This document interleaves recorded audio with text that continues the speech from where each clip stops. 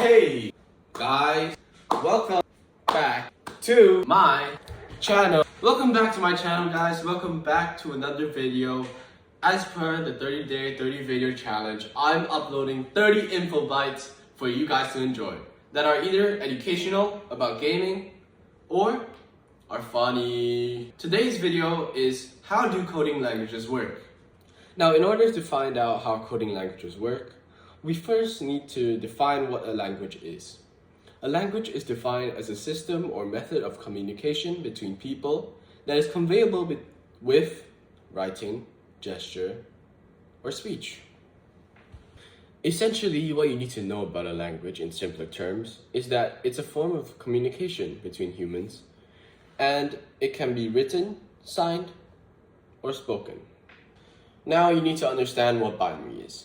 Binary is a system of numerical notation, meaning numbers, where the base is 2 instead of 10. This means that the only two natural numbers that are in binary are 0 and 1. Now, a computer is basically a huge combination of electronic switches that are either on or off, with on being assigned to the value 1 and off being assigned to the value 0. Now, a programming language's main objective is to tell the computer to do a task. The more difficult the task, the more complicated and complex the combination of switches need to be. Computers function in their simple language of binary, or, as I said previously, ones and zeros. Now, computers often use ASM, or in other words, assembly language, which is a low-level programming language that corresponds very closely to a computer's machine code instructions by using things such as mnemonic codes to make it understandable. Every type of processor has its own unique assembly language. So essentially, assembly language is a form or way to make humans understand and write instructions faster and easier by placing a layer over the original machine code, which is binary. However, assembly language is not without its pitfalls. Assembly language is ridiculously hard to use. So that is why we use other higher level programming languages instead to tell the computer what to do and to write instructions, including some you may have heard of, such as C#, C, C++, Python, and JavaScript.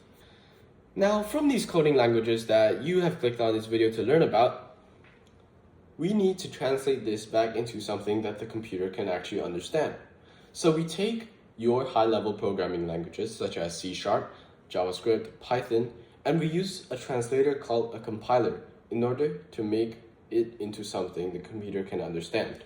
Basically, what a compiler does is takes the instructions that you have written and compiles it into machine language or machine code once more so that the computer can now and then execute it.